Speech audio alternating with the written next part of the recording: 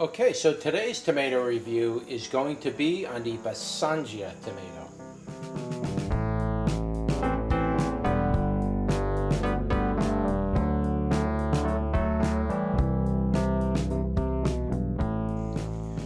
Alright, so let's take a closer look at this tomato.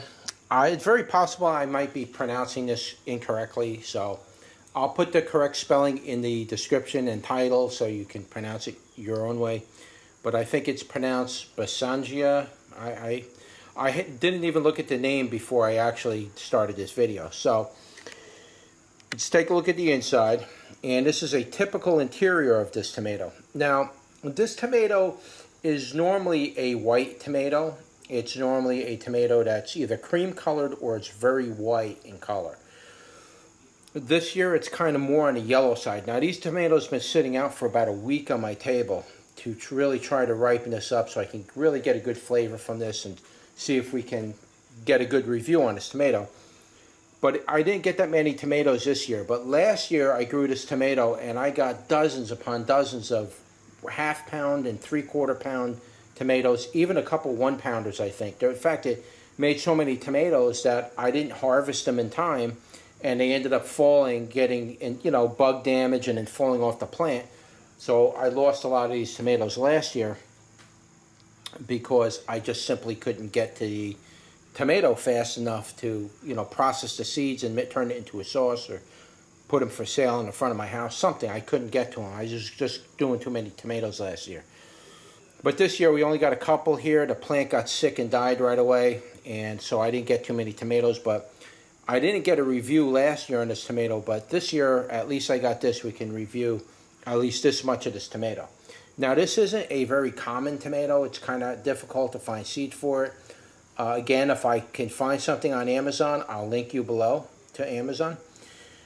And here's the inside of the tomato. You can see the walls are generally pretty thin. They're normally thin on this tomato. I'll cut this one open. We'll see if this one looks much better, well formed and everything. So let's take a look. Yeah, you could see that the walls on this are pretty thin. I'm pretty sure that most of these tomatoes were thin last year as well.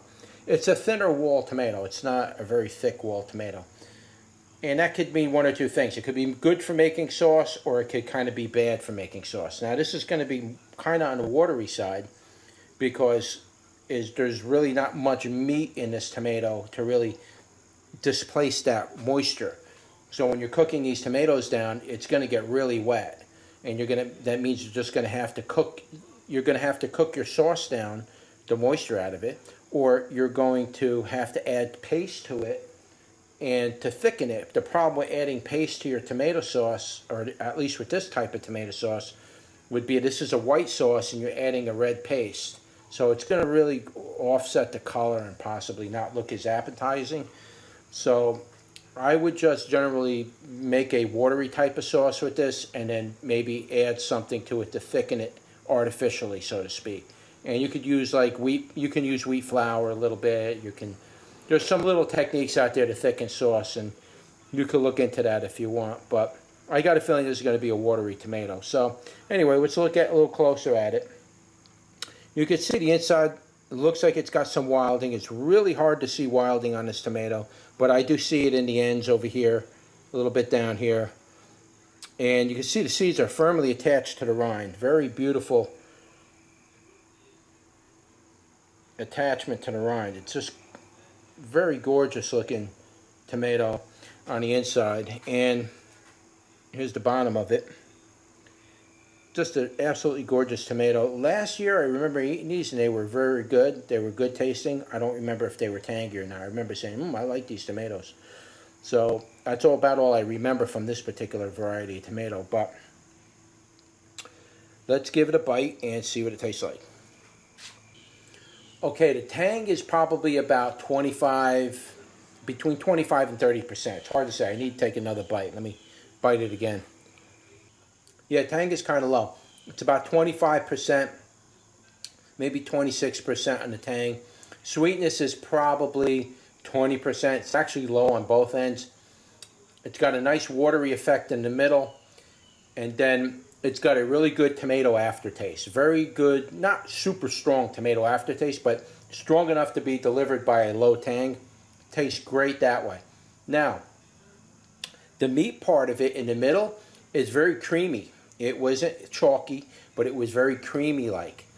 So it wasn't like a watery type tomato where it just dissipates in your mouth and it's gone. And this was creamy. It was like eating something very creamy. So it had a nice effect to it. I'll put a little salt on this one and see if...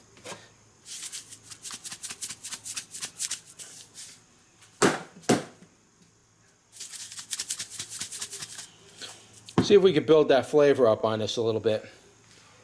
Yeah, the salt definitely balances it out. The salt has a way of getting into the tomato and really bringing that tangy flavor to the surface. And when it does that, it brings that tangy flavor up, it also brings in that tomato flavor. So it brings that whole part of the tomato to the surface. That's why I like to put salt on them and eat them. So sometimes the tomato ain't tasting right. It could just be my palate's off, but I really want to taste that tomato flavor. I use the salt. I like to add sea salt because it's really a rich mineralized type salt and it tastes really good with tomatoes. So yeah, the salt definitely brought this flavor up, but unfortunately it wasn't meeting my higher standards of what I'm looking for in a tomato, and it did better in a taste test, or it did better in the tasting last year. I didn't do a video on it, but it did better that way. But this year it's not really holding up to the standards that I want to look for when I'm shooting for a #1 tomato. So I will rate this tomato as a #2 though. It is definitely a #2 tomato. It's up there. The flavor, the creamy, the tang was good, pretty good. The sweetness was a little low, but between the two they were kind of balanced out. Had a really rich tomato flavor that carried in after the tangy was there. It's just an overall very nice tomato. This would probably make a really good tomato sauce because it's very creamy. That creamy effect tells me that you could cook this tomato down very quickly and get a very creamy tomato sauce. It might actually be more creamy than you might want. So you may even need to add a little water to it just to cream it, just to kind of make it like a sauce and not like a creamy sauce, because some tomatoes can make really, really creamy sauces, and that's not exactly a desirable effect. You want your tomato sauce to stick to your noodles. You just don't want it to be creamy like you're eating applesauce. It's hard to explain. If you make a lot of sauces, you'll understand what I'm talking about. So this tomato kind of looks and might give me that creamy effect, and it stays creamy. You could try cooking creamy sauces down a little bit so it becomes more like a paste. And just simply add water. Once it thickens, you add water. It'll make it like a nice sauce, It'll make it nice so you can put it on your noodles and stuff. But this would be a real interesting tomato to make a pizza pie with because it's a white tomato. And it'll give you a nice white or yellow sauce type effect on your pizza or your lasagna or whatever kind of Italian dishes you're making. Be a nice effect to make that kind of sauce with this. But that's it. I mean, I can't really say anything else. The skins weren't tough at all. I was able to eat the skins. It's not a bad tomato. It's like I say, that the flavors were a little low for me. So, like I say, #2 is the rating on that. So that's your tomato review for the Basinga tomato. And if you like this video, don't forget to like, share, and subscribe. And I'll see you on the next one. Take care.